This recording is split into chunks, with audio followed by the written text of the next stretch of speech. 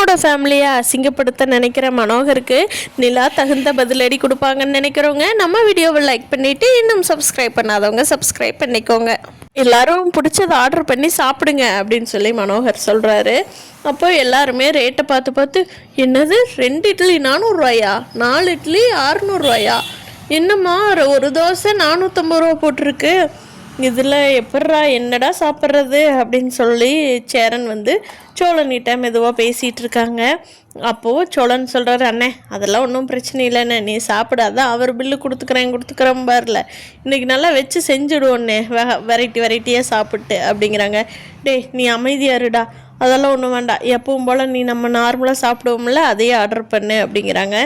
மனோகர் இருந்துக்கிட்டு திருப்பியும் குத்தி காட்டுறாரு. தம்பி நீங்கள் ரேட்டெல்லாம் பார்க்காதீங்க, இது நம்ம ரெகுலராக வர்ற ஹோட்டல் தான், எப்போவுமே நாங்கள் இங்கே தான் ஃபேமிலியோடு சாப்பிடுவோம், அதனால் நல்லா சாப்பிடுங்க, உடம்புக்கு எந்த கெடுதலும் பண்ணாது அப்படின்னு மனோகர் சொல்கிறாரு. அப்போ நிலா சொல்கிறாங்க, என்னப்பா இதெல்லாமே அவங்க சாப்பிடாமையே இருக்காங்க, நீங்கள் என்னமோ ரெகுலராக இந்த வர்ற மாதிரி சொல்கிறீங்க இந்த ஹோட்டலுக்கு எத்தனை பேர் வர்றாங்க ஏன்பா அப்படிங்க. இல்லைம்மா நான் சொன்னேன், கொஞ்சம் சங்கடப்படுறாரே உங்கள் அண்ணா அதுக்காக சொன்னேன்மா அப்படிங்க. சரிப்பா விடுங்க அப்படின்னு சொல்லிட்டு அண்ணன் உங்களுக்கு வேணுங்கிறத ஆர்டர் பண்ணுங்க அப்படின்னு சொல்லி நிலா சொல்லவும் மனோகர் திருப்பியும் சொல்கிறாங்க, தம்பி நான் சொன்னது யதார்த்தமாக தான் சொன்னேன், நீங்கள் ஏன் எதை வேறு மீனிங் எடுத்துக்காதீங்க அப்படிங்கிறாங்க. அப்போ சோழன் சொல்கிறாரு, என்ன சார் துணிக்கடையில் உங்களுக்கு ஃப்ரீயாக துணி எடுத்துகிட்டு காஃபி எல்லாம் கொடுக்குறாங்களே, அது மாதிரி இங்கேயும் ஃப்ரீயாக சாப்பாடெல்லாம் போடுவாங்களா அப்படிங்கிறாங்க. நிலாவோட அண்ணனுக்கு கோபம் வருது. நாங்கள் என்ன போனால் ஓசோறு சாப்பிட்டு வருவோம், ஓசை எடுத்துகிட்டு வருவோம்னு நினச்சிட்ருக்கிறியா, அந்த பழக்கம் எங்களுக்கு அந்தளவுக்கு இருக்குது, அந்தளவுக்கு பழக்கம் இருக்க போய்தான் துணியோட ரேட்டை கூட என்னென்னு கேட்காம அவங்க அனுப்பிச்சி வைக்கிறாங்க. நீ போய் ஒரு கடையில் அப்படி எடுத்துகிட்டு வா பார்ப்போம் அப்படிங்கிறாங்க.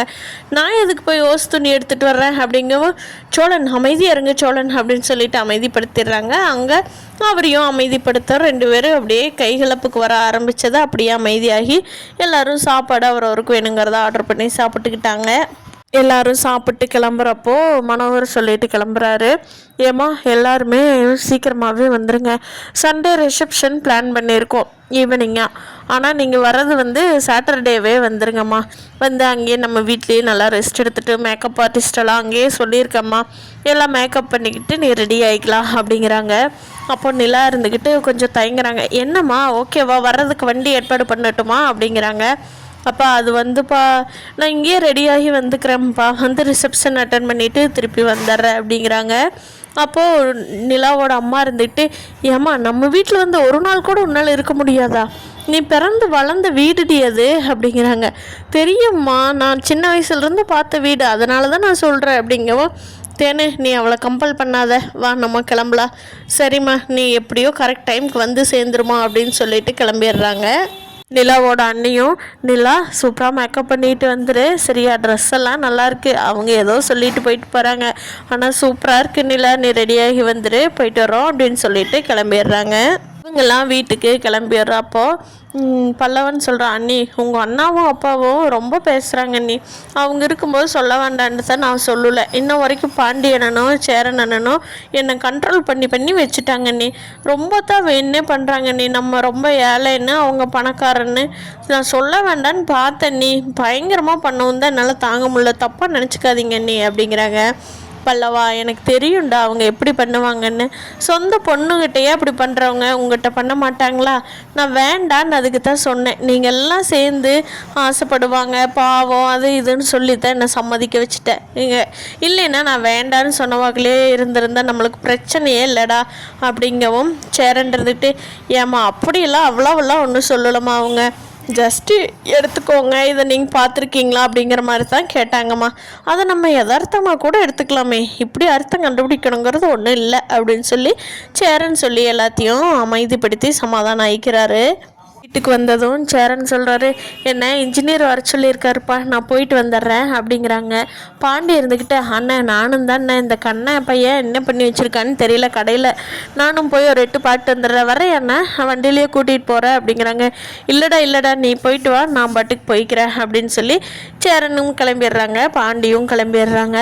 சரி போயிட்டு வாங்க அப்படின்னு சொல்லிட்டு எல்லோரும் இவங்கெல்லாம் வீட்டில் இருக்காங்க. நடேசன் என்னம்மா எல்லாம் எங்கே போயிட்டு வந்தீங்க, என்கிட்ட சொல்லவே இல்லை அப்படின்னு கேட்கவும், ஏம்மா பதில் சொல்லிக்கோ அப்படின்னு சொல்லிட்டு சேரன்னா கிளம்பிடுறாங்க.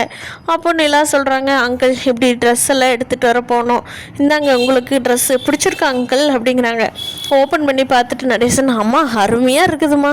ஆமாம் ரிசப்ஷன் உங்களுக்கு தானே, எங்களுக்கெல்லாம் எதுக்கு புது ட்ரெஸ்ஸு? இல்லைன்னா எல்லாத்துக்குமே எடுக்கணும்னு சொல்லி சொன்னாங்க அப்பா, அதனால் எடுத்துகிட்டு வந்தோங்க அங்கிள் அப்படிங்கவும், சரி சரிம்மா சூப்பராக இருக்குது அப்படின்னு சொல்லிட்டு, ஆமாம் சாப்பாடெல்லாம் எப்படி நல்லா போடுவாரா அவங்க அப்பா அப்படின்னு கேட்கவும், அதெல்லாம் பட்டை எடுத்துருவாங்க அங்கிள் அப்படிங்கிறாங்க. சரிம்மா சரிம்மா அப்படின்னு சொல்லிட்டு அவர் வாங்கி வச்சுட்டு வெளியில் போய் உட்காந்துக்கிறாரு. சேரன் போயிட்டுருக்கப்போ கடையில் கார்த்திகாவை பார்க்குறாரு. கார்த்திகா இருந்துக்கிட்டு கோயிலுக்கு போயிட்டு ஒரு மாதிரி சோர்வாக நடந்து போயிட்டுருக்காங்க. சேரன் அங்கே பக்கத்தில் போய் நிற்கிறாரு, அதுவும் கூட தெரியாமல் கார்த்திகா வாட்டுக்கு போயிட்டுருக்காங்க. அப்போது சேரன் கேட்குறாரு, கார்த்திகா கார்த்திகான்னு ஒரு 4 தடவை சத்தம் போட்டோம். கார்த்திகா திரும்பியே பார்க்கல. அதுக்கப்புறமா கார்த்திகா திரும்பி பார்க்குறாங்க. மாமா சொல்லுங்க மாமா கூப்பிட்டீங்களா அப்படிங்கிறாங்க. என்னப்பா கார்த்திகா எத்தனை தடவை கூப்பிட்டுட்டே இருக்கிற, உனக்கு காதே கேட்கலையா அப்படிங்கவும், அண்ணன் மாமா இல்லை மாமா எனக்கு கேட்கல அப்படிங்கிறாங்க. சரி கார்த்திகா ஏன் ஒரு மாதிரி சோகமாக இருக்க, அன்னைக்கே உன் ஃபேஸ் சரியில்லை, கேட்கலான்னு நினச்சிட்டு இருந்தேன், ஆனால் சரி ரொம்ப பப்ளிக் பிளேஸாக இருக்கேன்னு சொல்லிட்டு நான் கேட்கலம்மா, வா இப்போ கொஞ்சம் அப்படியே நடந்துக்கிட்டே கோயிலுக்கு போய் பேசிட்டு போவோம்மா, எனக்கு ஒன்றும் அவசர வேலை இல்லை அப்படின்னு சேரன் சொல்கிறாங்க. சரி மாமா வாங்க போகலாம் அப்படின்னு சொல்லிட்டு சும்மா பக்கத்தில் இருக்கிற கோயிலில் போய் சாமி கும்பிட்டு உட்காந்து பேசிகிட்ருக்காங்க. அப்போ கார்த்தியாட்டம் திருப்பி சேரன் கேட்குறாரு, என்னாச்சுப்பா எதுவும் பிரச்சனையா வீட்டில், உன் வீட்டுக்காரெல்லாம் நல்லா பார்த்துக்கிறாரா அப்படின்னு கேட்கவும் கார்த்தியாவுக்கு கண்ணீர் பயங்கரமாக வந்துடுது. அழுன்னு அழுகிறாங்க. என்ன கார்த்தியா என்னாச்சு, ஏம்மா இப்படி அழுகிற அப்படிங்கவும், மாமா ஒரே நிமிஷம் உங்கள் தோளில் சாஞ்சிக்கிட்டோமா அப்படிங்கிறாங்க. சரிம்மா அப்படின்னு சொல்லவும் நம்ம சேரனோட தோளில் கட்டி பிடிச்சிக்கிட்டு கார்த்திகா அழுன்னு அழுது தன்னோட ஆத்திரத்தை தீர்த்துக்கிறாங்க. அப்போ சேரன் கேட்குறாரு, என்னம்மா இவ்வளோ அழுகிறையே என்ன தான் ஆச்சு அப்படிங்கவும், மாமா எனக்கு கல்யாணம் பண்ணினேன் வீட்டுக்காரரும் சரியில்லை, எங்கள் மாமியார் மாமனாரும் சரியில்லை மாமா, அவருக்கு அங்கேயே ஆல்ரெடி ஒரு கல்யாணம் பண்ணி வச்சிடலான்னு முடிவு பண்ணியிருக்காங்க. அப்போ தான் இங்கே நான் என்னையை பார்க்கவும் சரின்னு ஒத்துக்கிட்டாங்க. அதுக்கப்புறமா அவங்க ஓனரோட ப்ரெஷர் தாங்க முடியாமல் அவங்க பொண்ணை கல்யாணம் பண்ணிக்கிட்டாரு மாமா.